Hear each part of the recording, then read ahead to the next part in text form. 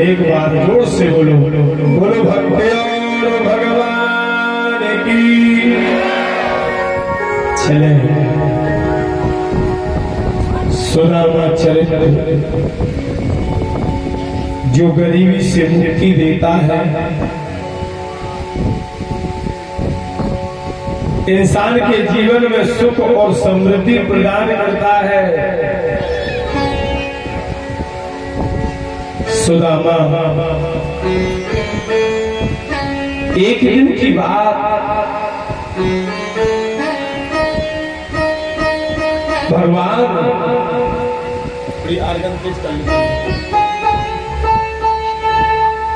आज धीरे धीरे समय बीतता है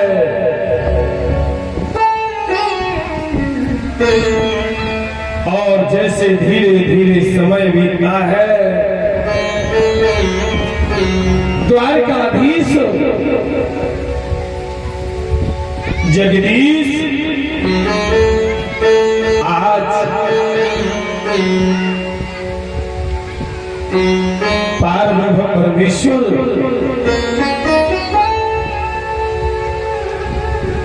अपनी सैया सेज पर लेटे हुए हैं, मखमल की सेज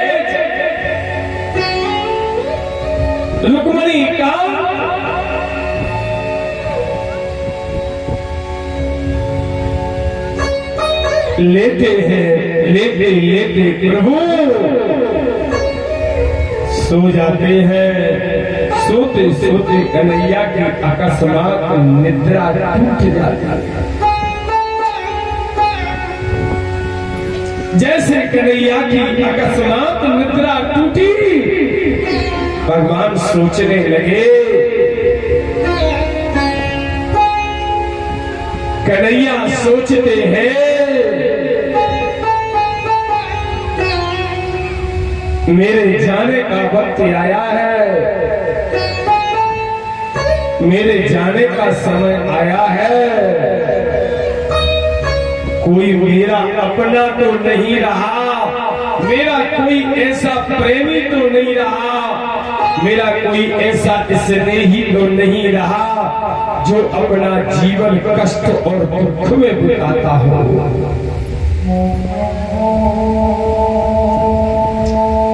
ऐसा कोई भक्त तो नहीं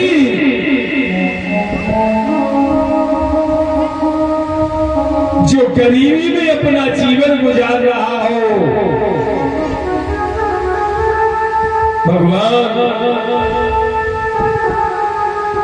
बचपन से सोचना चालू करते हैं,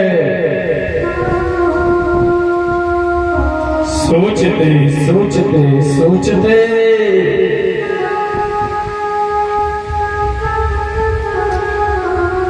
सोचते सोचते सोचते कन्हैया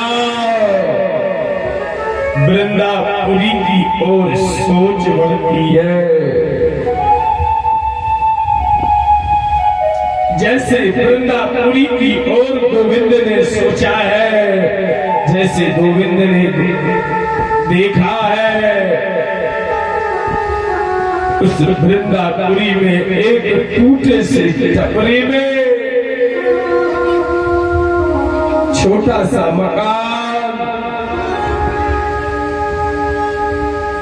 जहां प्रभु का परम भक्त निवास करता है, जिसका नाम बचपन में श्री रामा था। जब बड़ा हो गया तो वो श्री रामा से सुदामा बन गया। क्या श्री रामा से जब वो बड़ा होता है तो सुदामा होता है। आज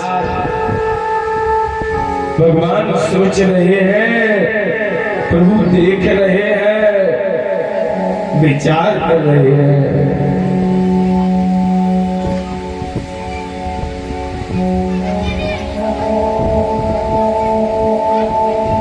सुदामा के घर को देखा, सुदामा के बच्चे, सुदामा का परिवार।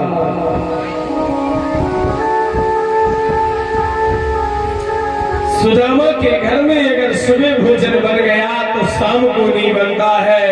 कभी कभी अगर सुबह शाम को बन गया तो सुबह भी बनता है। सुदामा के बच्चे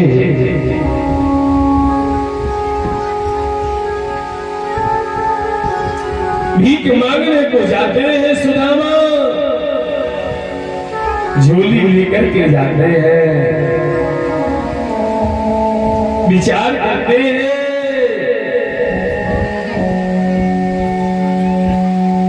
कि कुछ मिलेगा,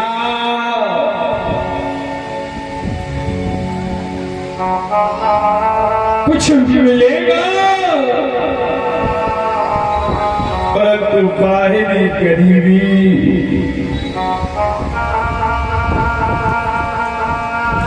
बाहरी गरीबी, जब गरीबी आती है सबसे पहले अपने ही उसे छोड़ते हैं। जब गरीबी आती है तो रिश्ते अपने आप टूट जाते हैं। जब गरीबी होती है तो कोई पूछने वाला नहीं होता। गरीबी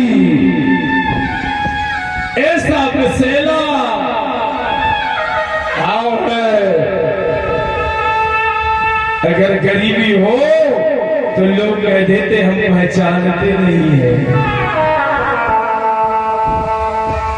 याद रखो, गरीब का सम्मान करना सीखो।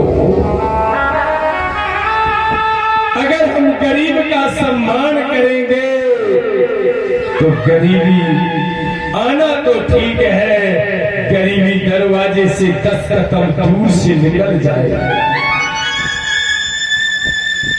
आज सुदामा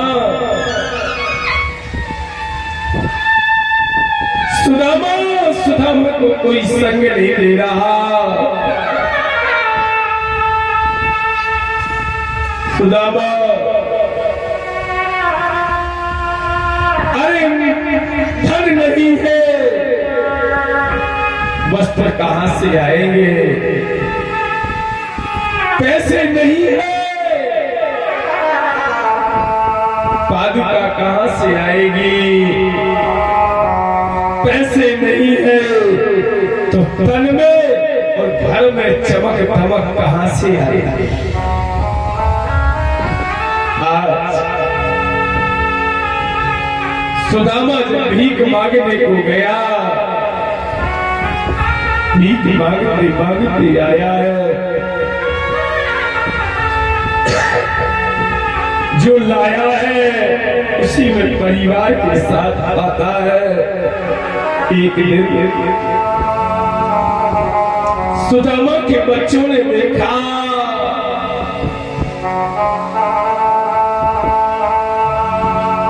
कि कुछ वृंदापुरी के बालक दूध पी रहे थे। बच्चे आए, मैया मैया दूध कैसा होता है, मुझे भी पिलाओ ना। मैया दूध कैसा होता है।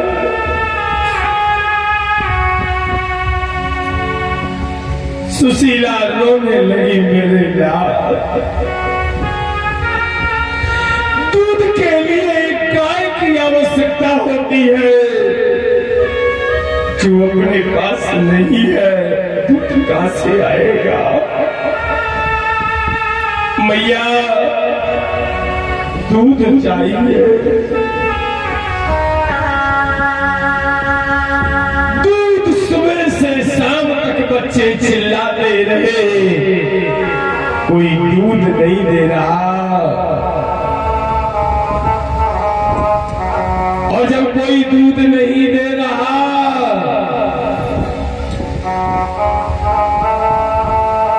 और जैसे जब दूध नहीं मिल रहा, बच्चे सोने लगे।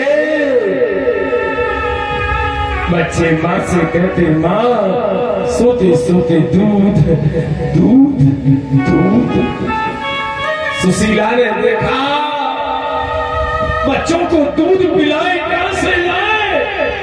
सुशीला उठी, सड़ी हुई गेहूं पड़ी थी। क्या सड़ी हुई गेहूं पड़ी थी। सुशीला ने उस गेहूं को उठाया, फूलने को डाल दिया। बच्चे उठे, उसके पहले सुशीला ने उस गेहूं को पीस दिया और उस गेहूं के कलर को निकाल के बच्चों को दूध बना करके पिला दिया।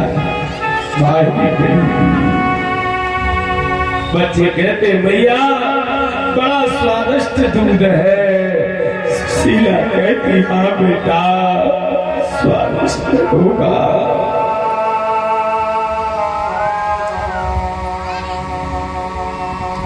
काया को ढकने के लिए बच्चों के पास वस्त्र नहीं है। सुदामा अपना अंगोछा लेता है, अपने अंगोछे को चीर लेता है,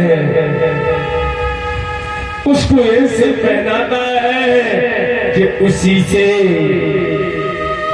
लंगोट बन जाए और काया ढक जाए। महाराज सुखदेव जी कहते परीक्षित,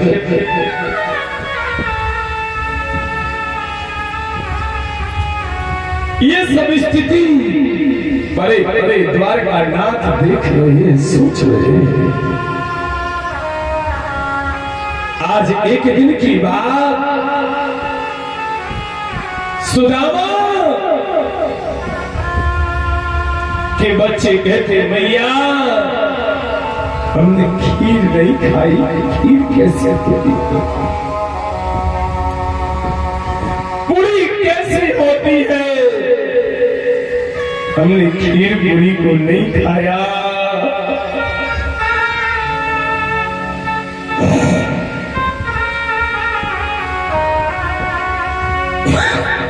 सुशीला कहती बेटे अगर हम अपने घर में खीर पूरी बनाते हैं तो अपने घर के देवता नाराज हो जाते हैं। क्या अपने घर के देवता नाराज हो जाते हैं? जो रूखा सूखा मिले उसी को पाओ, यही हमारे नसीब में लिखा है, यही हमारे नसीब में लिखा है। मीना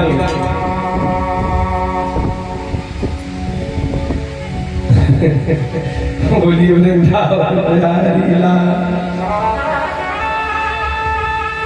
ऐसे सुदामा के बच्चे पड़ोस वाले के पास गए, पड़ोस वाले से कहा अरे पड़ोसी जी, पड़ोसी आपके घर में खीर पूरी बनी है, हमको भी खिलाओ। पड़ोसन आई, पड़ोसन घमंडन थी, वो क्या जाने गरीबी क्या होती है, वो क्या जाने दर्द क्या होता है। आई हाथ पकड़ती है सुदामा के बच्चों के, कहती है तुम भिख मंगो कि तुम भिख मंगे हो। धक्के मार के सुदामा के बच्चों को भगा देती। बच्चे रोते आए भैया हमसे भिख मंगो के भिख मंगे कहा है।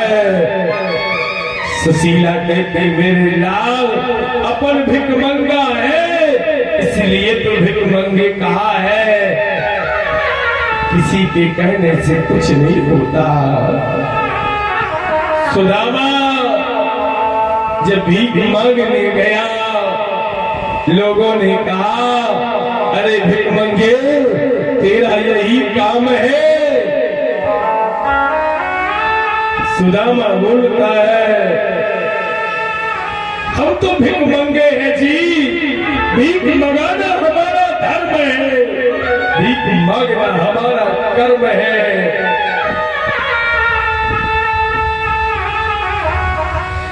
द्वारे द्वारे पर जाते हैं,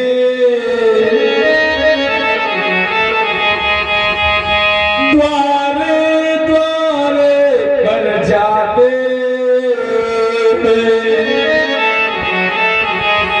अपनी झोली फैलाते हैं। मान मिले अपमान मिले हम सब झोली में लाते। सुदामा कहता है हे देवी हम भिख मंगे हैं, भिख मंगा हमारा कर्म है और जो हमको मिलता है झोली में लेते हैं।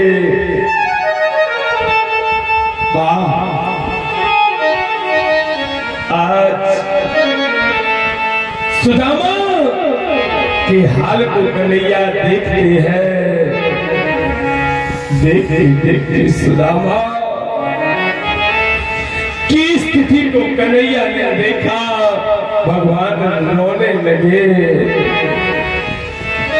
भगवान के नेत्रों से आंसू बहने लगे।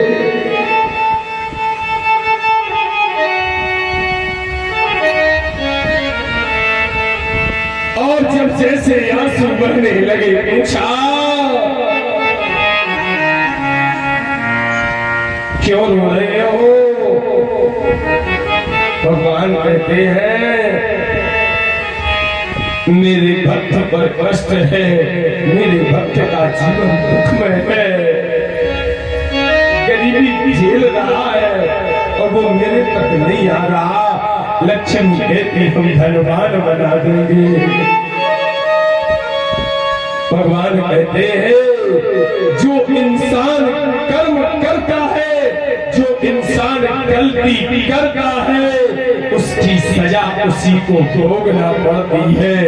उसकी हम जाकर के भी मदद नहीं कर सकते। मैंने कल की कथा में सुनाया था अबला की शराब। नहीं सुना था? नहीं सुनी थी? सबने सुनी थी।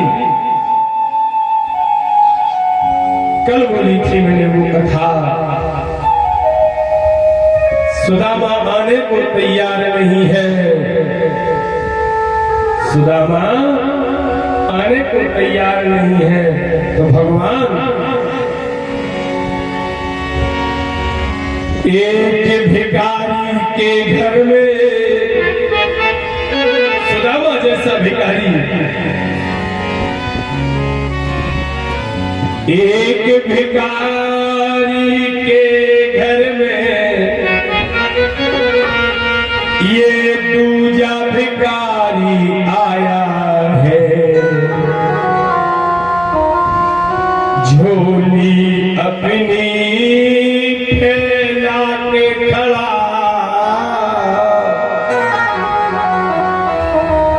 सुशीला नजर आ जाता। सुशीला ने देखा, हे याचक, हे ब्राह्मण देव, हम तुम्हारी क्या मदद करें? हम स्वयं भिखारी हैं। भगवान कहते, हम तुमसे धन लेने नहीं आए।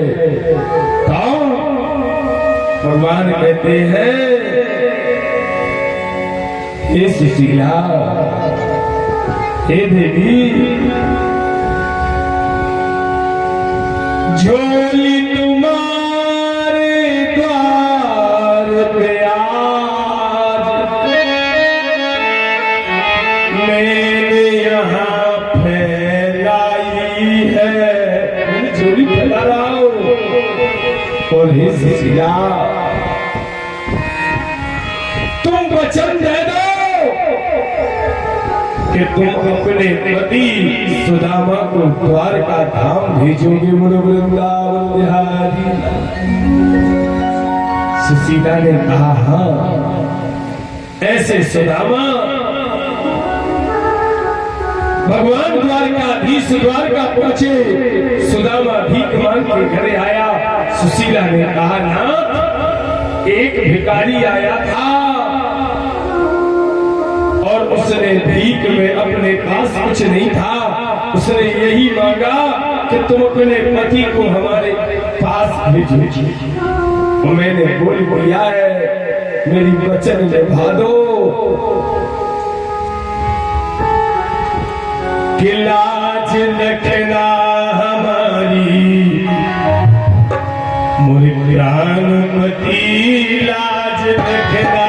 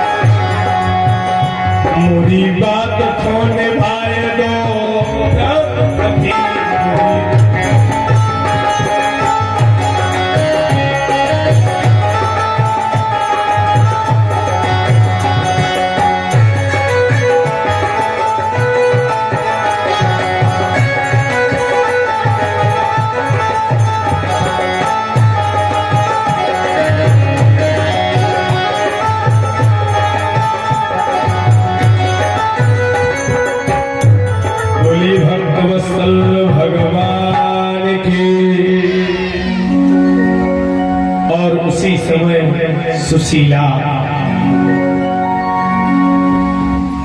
महाराज सुखदेव जी कहते हैं परीक्षित, सुशीला के लिए वचन सुदामा मानते हैं और भीख मांगने के लिए वृंदापुरी के नगर में 5 घर, शास्त्र कहते हैं सारा संसार ना मांगो, केवल 5 घर मांगो, 5 घर में ही संतुष्ट हो जाओ। और 5 घर सुदामा ने मांगे। सारी रात सुशीला चावल बीनती रही, 3 मुट्ठी चावल सेंगे सेंगे शुद्ध स्वादिष्ट चावल गोविंद को भेंट में बांध रही है। और सुदामा जैसे बांधते हैं, बांध करके जब चलते हैं, पावन अति पुनीत प्रिय वृंदापुरी की मां, ओ घर बाहर तुम रक्षा करियो, मोरी खेर की मां। खीर वही का पूजन किया। अब जे कह रहा हमने देखो ये तो है नहीं, क्या कौन खा रहा, अब का खा माए से भगवान गोवर्धन आगे, बोलो गोवर्धन भगवान। स्वाला हाथ स्वापाक से लठाले नदलाल, के हम तो द्वार का जाते हैं, को चलवे को तैयार। और जैसे सुदामा, जब सुदामा को लेकर के चले हैं, रात्रि जंगल में विश्राम करते हैं, दिन भगवान गोवर्धन नौका पर बैठा लेते हैं और सुदामा के लिए द्वारका में प्रवेश कराते हैं। बोलो वृंदावन बिहारी लाल। और जैसे ही द्वारका पर पहुंचे, दरबारी आए, कह लगे ओ भिक्षुक जाता किधर, वर्जित यहाँ प्रवेश। खड़े प्रतीक्षा रहे बड़े बड़े भूपेश। उसी समय द्वारकाधीश के पास सेवक आया, उसने कहा कि नाथ एक भिक्षुक खड़ा, अरे विप्र सुदामा, और मुझे बताया कुछ नहीं, वह कहा तो कृष्ण से। और जैसे कहा, महाराज सुखदेव जी कहते हैं परीक्षित, भक्त सुदामा के पास में द्वारकाधीश पद की पादुका त्यागते मोर मुकुट प्रभुहार, दौड़ रहे चिल्ला रहे मेरा सखा सुदामा। सुदामा सुदामा रथ बैठा लो आप प्रभु, रथ पर बैठाला है निज सिंहासन पास, चरण सरोज पखारन लागे, बहती असुवन की धार। कैसे बिहाए बिहायन ते, पग कंकत जाल गड़े बहु तेरे, हाय महा दुख पायो सखा, तुम आए किते दिन खोए, पानी परात को हाथ छुओ नैन निखे जल सो पग धोए। ऐसे सुदामा के चरण परमात्मा ने धोए हैं जो 3 मुट्ठी चावल लाए थे 2 मुट्ठी प्रभु ने पान किए हैं। प्रथम मुट्ठी पान करके प्रभु ने स्वर्ग, दूसरी मुट्ठी से पृथ्वी, और तीसरी मुट्ठी ली है तो रुक्मणी ने पकड़ लिया है। भगवान ने कहा मूल्य चुकाना पड़ेगा। रात्रि में वृंदापुरी से सुदामापुरी नगर का निर्माण होता है।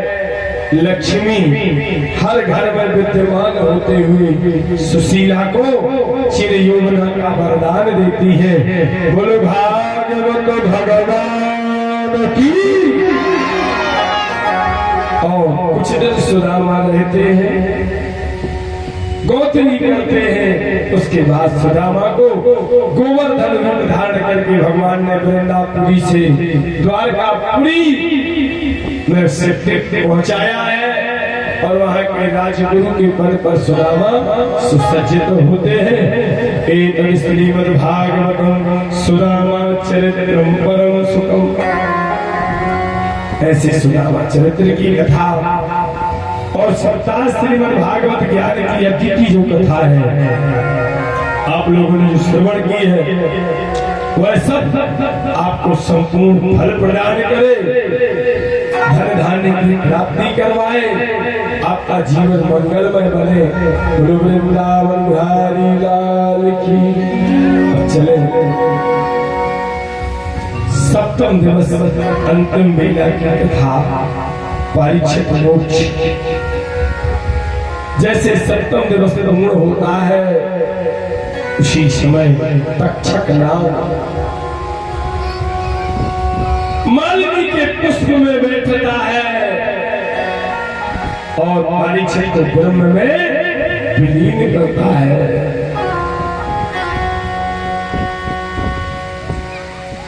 परीक्षित विमान में बैठ के वैकुंठ जाते हैं। पुत्र क्रोधित होता है जन्मेजय, सर्प विनाशक यज्ञ करता है। उस यज्ञ के यज्ञाचार महर्षि आस्तिक मुनि, यज्ञ के यजमान राजा जन्मेजय, जब पूर्णाहुति ढलने लगी उसी समय देवराज इंद्र सिंहासन से लिपटे हुए गिरने लगे। तब देवराज ने संहारा, बताया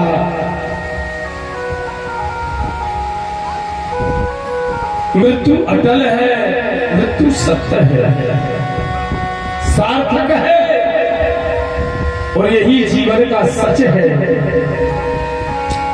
मरना उसी का सार्थक है जो भागवत श्रवण करके चला जाए, उसी का जीवन भाव से पार।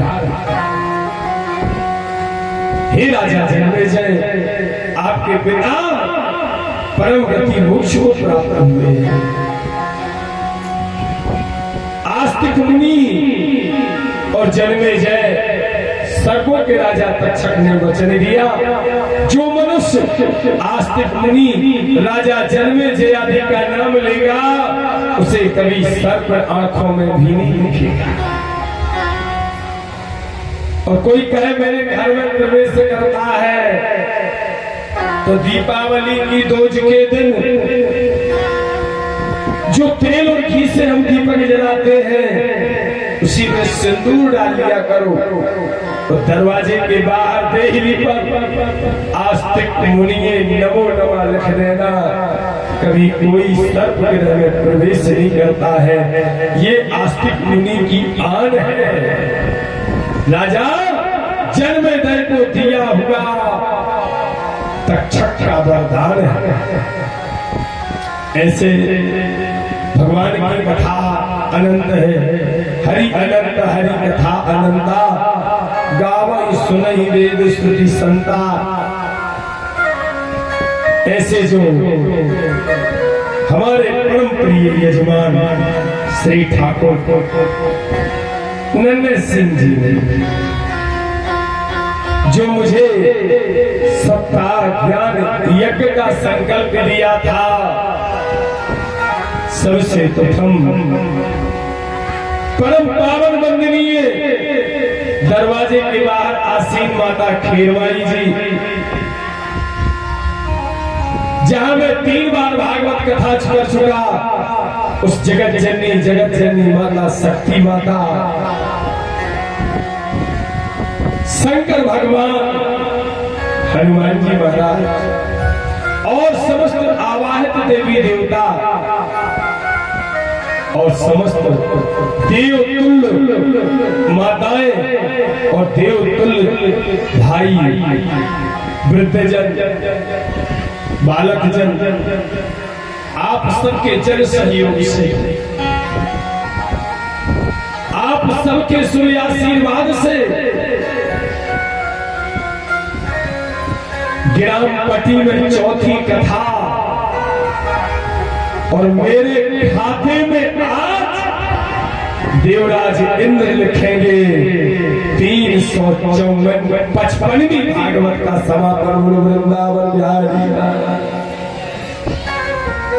355 नंबर की श्रीमद् भागवत पूर्ण रूप से निर्विघ्नता के साथ संपन्न होती है। बड़ा अच्छा प्रेम दुलार दिखाया। पुत्र हो तो ऐसे ही हो, आज्ञाकारी पुत्र है हमारी यजमानी के, और प्राय पूरा परिवार आज्ञाकारी लगा मुझे 7 दिन में, जिससे मैंने जो कहा सब जी गुरु जी कहते हुए नजर आए। सबने बड़ी सेवा की और रात तक समस्त ग्रामवासी मुझे सुनते रहे। ये बड़े गौरवान्वित की बात है। ऐसा ही स्नेह प्रेम दुलार बनाए रखें, और मैं प्रभु से चाहूंगा कि क्षण मात्र भी कभी आप लोगों को कष्ट ना हो,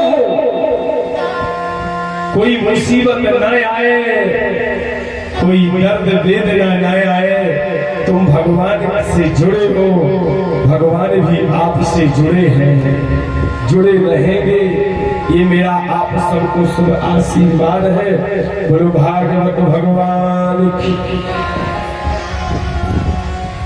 इन्हीं पावन शब्दों के साथ सप्ताह श्रीमद् भागवत ज्ञान निर्विघ्नता के साथ मैं संपन्न करता हूँ। गुरु भागवत भगवान की। सभी लोग कमर सीधी कर ले, ऐसी कमर सीधी करे, दोनों हाथों को खींचते हुए सबसे पहले हम बोलेंगे, हमारी बात आप सब बोलेंगे, नेत्र बंद करके, क्योंकि वो यही समय है जो 7 दिन का फल इसी समय इंद्र भक्त के खाते में देता है। जलमान पालथी मान लो, ऐसे हाथ कर लो, खेचो हाथ। बली बली वृंदावन बिहारी लाल।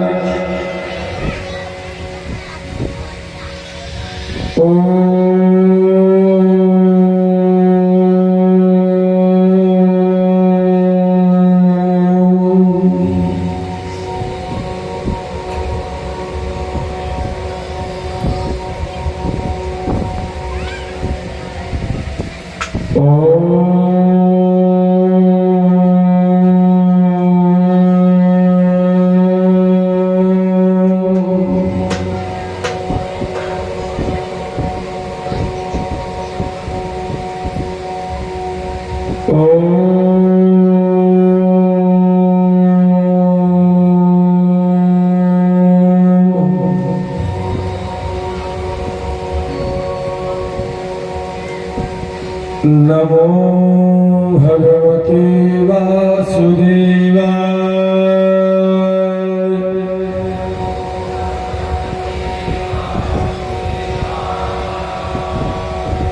नमो भगवते वासुदेवाय।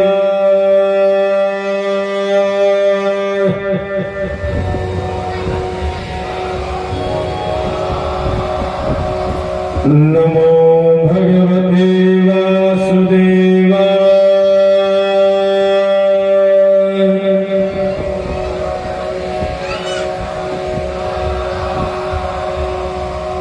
ओम नमः शिवाय।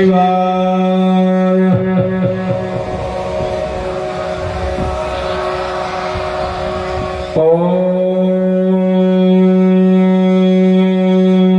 नमः शिवाय।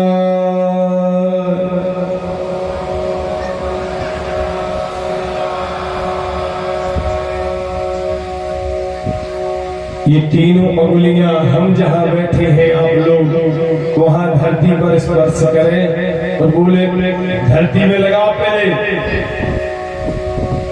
दो ही हाथ धरती में बोलो इदम इंद्राय नमः। माफी से लगाओ इदम इंद्राय नमः। इदम इंद्राय नमः। हे देवराज इंद्र, इस जगह पर बैठ करके जो मैंने निरंतर 7 दिन भगवान का वाचन श्रवण किया है, कथा श्रवण की है, उसका मेरे परिवार, मेरे ग्राम, मेरे देश की सदैव रक्षा करना और दरिद्रता को भी दूर करना, जीवन मंगलमय बनाना और प्रभु फिर कभी कृपा करना। गुरु भागवत भगवान की